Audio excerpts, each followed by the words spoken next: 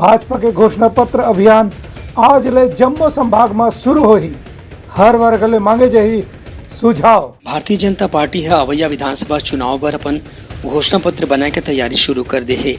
एक पर भाजपा आज से जम्मू संभाग में विशेष अभियान शुरू करत है।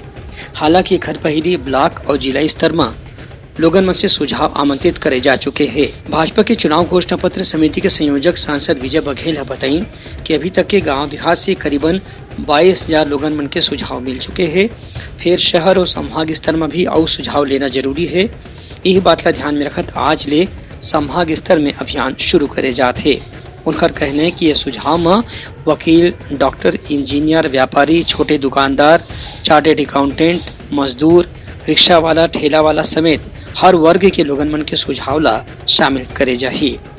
इस समिति में जौन भी सदस्य हमें उमन मन ला घलो ये जिम्मेदारी देगे है कि हर वर्ग के लोगन मन के सुझाव ला काली तक के इकट्ठा करे जाए। ब्यूरो रिपोर्ट, उतलंघा न्यूज। सोर संदेश द बज़ उतलंघा के खबर चारों मुड़ा है नजर। छत्तीसगढ़ी और अंग्रेजी भाषा में खबर पर रहो बेसबर।